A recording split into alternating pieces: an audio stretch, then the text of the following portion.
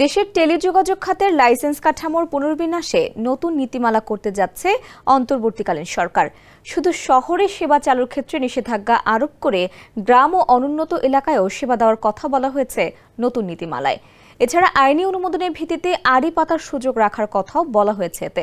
যদিও খাত সংশ্লিষ্টরা বলছেন, নতুন নীতিমালা অনুসারে আন্তঃ অপারেটর সেবাদানকারী প্রতিষ্ঠানের কার্যক্রম স্থানান্তরিত হয়ে চলে যাবে মোবাইল অপারেটরদের কাছে, ফলে রাজস্ব বঞ্চিত হবে সরকার। অন্যদিকে সংশ্লিষ্ট মন্ত্রণালয় বলছে, বিদেশি বিনিয়োগ উন্মুক্ত করার পাশাপাশি স্থানীয় বিনিয়োগকারীদেরও সুরক্ষা দিতেই এই নতুন নীতিমালা। জাকির হোসেন লিটনের রিপোর্ট, জানাচ্ছেন ইমতাজ আহমেদ।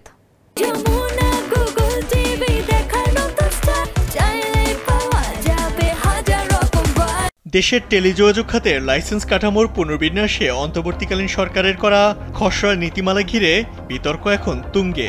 এ নীতিমালা নিয়ে অংশীজনদের আপত্তির পর দেশের অন্যতম প্রধান রাজনৈতিক দল বিএনপি সংবাদ সম্মেলন করে এই ইস্যুতে নিজেদের অবস্থান স্পষ্ট করলে এই বিতর্কের পালে আরও হাওয়া লাগে। টেলিযোগাযোগ খাতের অংশীজনদের মতে কোনো রকম আলোচনা না করেই এই নীতিমালার খসড়া প্রণয়ন করা হয়েছে।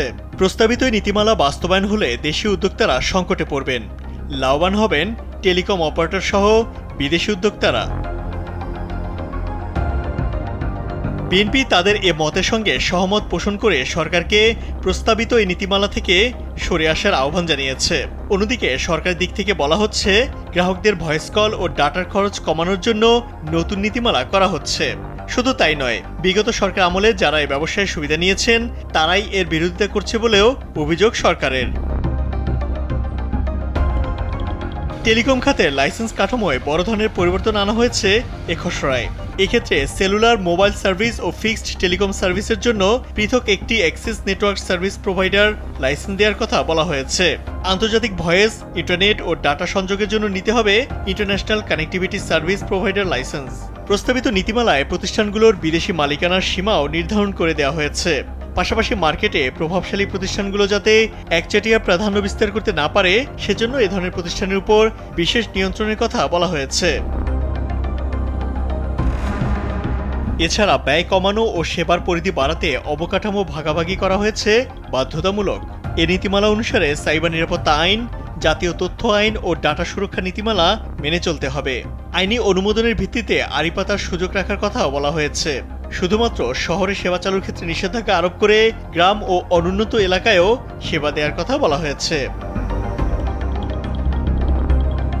খাত সংশ্লিষ্টরা বলছেন, নতুন নীতিমালা অনুসারে আন্তঃ অপারেটর সেবাদানকারী প্রতিষ্ঠানের কার্যক্রম স্থানান্তরিত হয়ে চলে যাবে মোবাইল অপারেটরদের কাছে, যার সিংহভাগ মালিকানায় বিদেশিদের হাতে।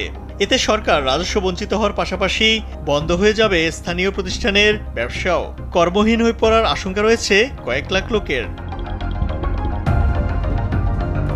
Internet service provider association of বাংলাদেশের প্রেসিডেন্ট মোহাম্মদ আমিনুল হাকিম কালবেলাকে বলেন, ঘন ঘন নীতিমালার পরিবর্তন তাদের জন্য সমস্যা সৃষ্টি করে। যারা ফিক্সড টেলিকম অপারেটর রয়েছেন তারা সবাই স্থানীয় উদ্যোক্তা এবং এর 95% আবার ছোট উদ্যোক্তা। এক্ষেত্রে স্থানীয় উদ্যোক্তাদের জন্য কোনো সুরক্ষা থাকছে না। এ বিষয়ে জানতে চাইলে ডাক, টেলিযোগাযোগ ও তথ্য প্রযুক্তি মন্ত্রণালয়ের দায়িত্বপ্রাপ্ত প্রধান উপদেষ্টার বিশেষ সহকারী ফয়েজ আহমেদ তৈয়ব সাংবাদিকদের বলেন, রাজনৈতিক দলগুলো এ ধরনের বিষয়ে মতামত দিচ্ছে, এটিকে স্বাগত জানান তিনি। তারা বিদেশি বিনিয়োগ উন্মুক্ত করার পাশাপাশি স্থানীয় বিনিয়োগকারীদেরও সুরক্ষা দিতে চাচ্ছেন। ইমতাজ আহমেদ, কালবেলা।